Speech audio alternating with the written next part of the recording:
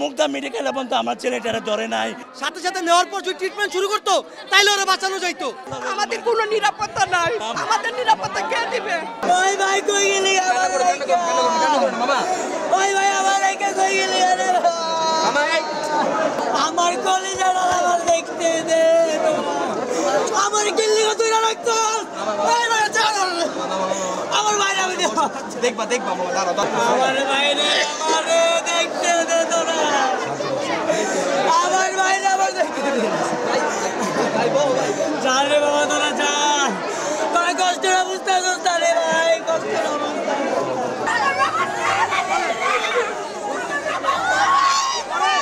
আমার মনে হয় মরে যাবো, আমি বাঁচুম না মনে হয়। ভাইয়া তুমি আমার আব্বুরে আমার আম্মারে তুমি দেখে রাখো। বাইরে বলছে বাসার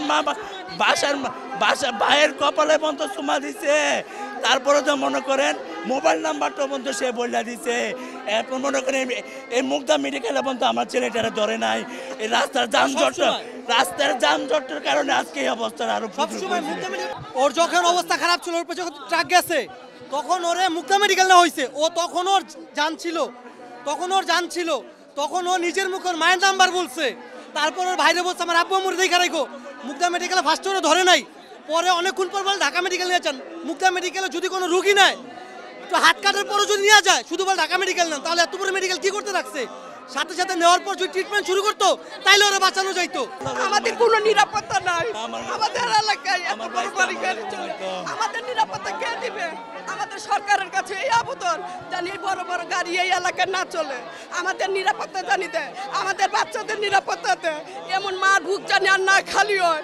আমরা চাই আমাদের বুক ভরা থাক, আমাদের সন্তান চলে গেছে, কিন্তু আমাদের সরকারের কাছে একটুকুই আবেদন, জানি সুস্থ বিচার পাই, শাস্তি চাই। রাস্তাঘাটে এইভাবে যেন রাস্তাঘাটে গাড়ি করে যেন না চলে, সুস্থ মতন গাড়ি যেন যায় আর সুস্থ মতন যেন আসে। আমি সন্তান হারাইছি, আর কোনো মা যাতে সন্তান যাতে না হারায়। সড়ক পরিবহন আইন 2018-র 105 ধারায় মামলা নিয়েছি।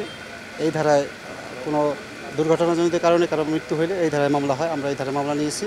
এবং আসামি যাকে ধরা হয়েছে সে গাড়ি চালিয়েছিল, সে অ্যাকচুয়ালি কিন্তু গাড়ির ড্রাইভার না, সে হেল্পার ছিল। ড্রাইভার হাফ কিলোমিটার দূরে নেমে গিয়ে ওর কাছে গাড়িটা দিয়ে সে চলে গেছে। ড্রাইভারের নাম হলো কামাল, আর এটা রুবেল, উনি গাড়ি পরিচালনা করছে। ওনাকে হাতে নাতে ধরা হয়েছে। জনগণ এবং আমাদের পার্টি ছিল ওখানে, ডিউটিরত পুলিশ সদস্য, তারা ধরে ফেলছে সাথে সাথে।